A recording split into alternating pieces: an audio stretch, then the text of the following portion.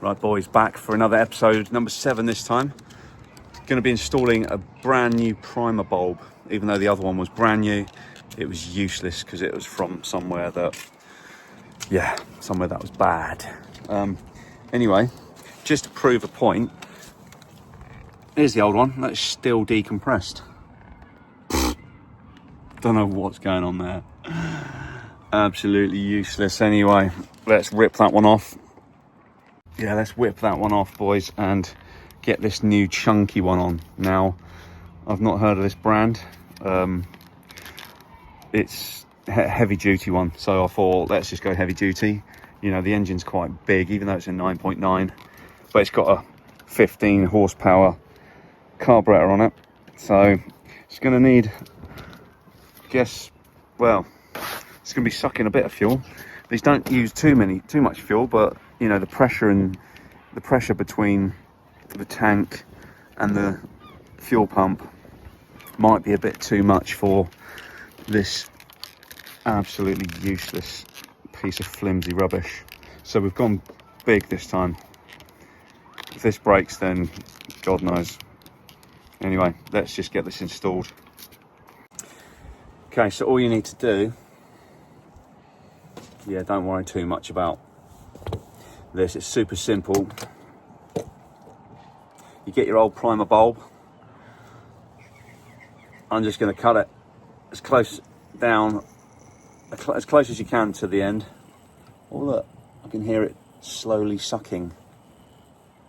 It's got to be something to do with the valve. The valve is shot. Cut it that side. This is where we're going to get fuel everywhere. Whee! Look, even that. Even with it like that, it's a valve. The valve's gone. It's nothing to do with like any of the fuel tank end or the engine end. Look at that. It's still taking its time. Don't know if you can hear that. It's the old bubbles. Useless piece of junk. Anyway, take your new one. Size of that, boys. That's not going to let us down. So you push it like that, and as you can hear, it's blowing out this side, so that goes to the engine, and this side that goes in your fuel tank, because all it does is suck, and then it shuts the valve, and then when you push it in, it shoots it out that way. So that valve is like they're both one-way valves, but allowing the fuel to flow that way. Anyway, so I don't know why we've got red and black. Maybe red signifies the fuel tank end, who knows, something like that.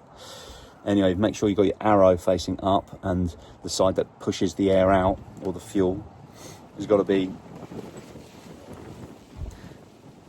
pointing up, pointing towards the engine, pointing towards the flow, towards the fuel pump. I even question myself when I installed this. Oh, look at that. Squeeze it down. Nothing. Useless, man. Absolute junk. Right, so that I've just pushed that on. You saw that. I should get some Jubilee clips once it's all in position and we've got the engine running, and you know, it's just going to be the housekeeping at the end, but that's not going anywhere, to be fair. This is great quality.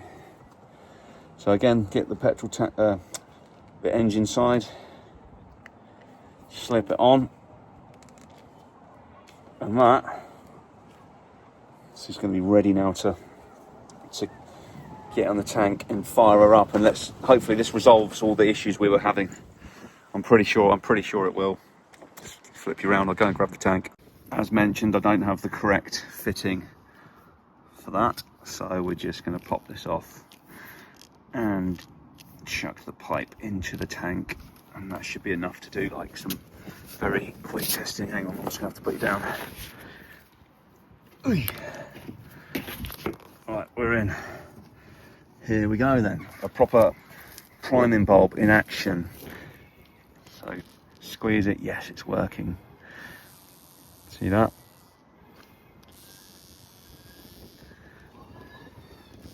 Right, it feels like that is actually full now. So onto the engine. I mean, that should have been enough to prime it, to be fair. Let's open, let's get the choke out. Kill cord is on. It's in neutral.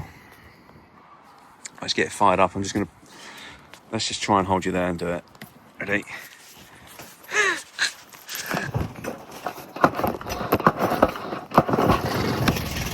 Whee, there we go.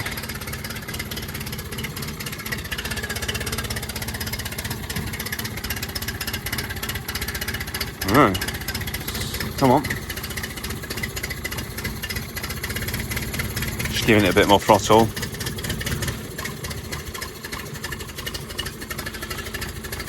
I think it's because I ran the carburetor dry earlier.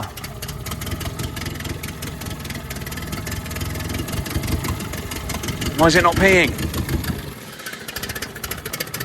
I'm going to fill it up with water. I'm just going to turn it off now because I maybe need to get the water up to that level there. She's working, boys. Massive improvement. Bulb. Oh. It's come out the tank. Keep forgetting it's not on that tank properly. So there's pressure in the bulb. Engine's ticking over nicely. I had to do some adjustment to the carb, so I shall show you that.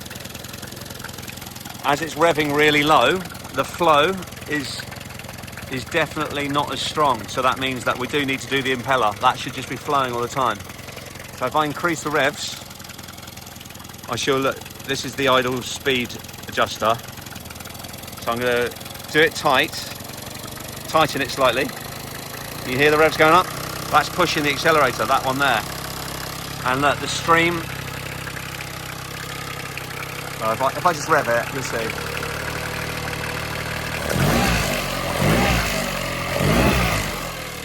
So it pees a lot stronger when it's revving. So at the moment, at the idle speed, the shaft is not spinning fast enough for the pump to be sending the water up to the engine to cool it.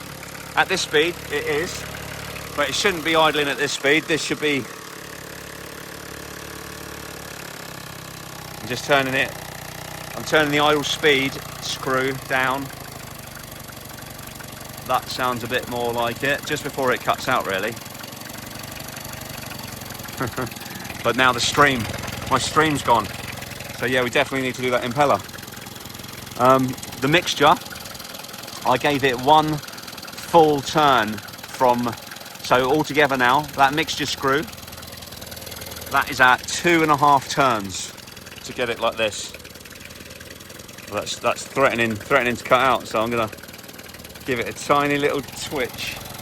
Yeah, literally a tiny little turn on the idle speed. But yeah, I don't want it running too long at this tick over speed because it's not getting the cooling. There's not enough pressure in the cooling system. Let's see what happens when we pull the choke out. Should cut out. Yeah, it's almost going to cut out. It's flooding the engine basically. Oh, there you go.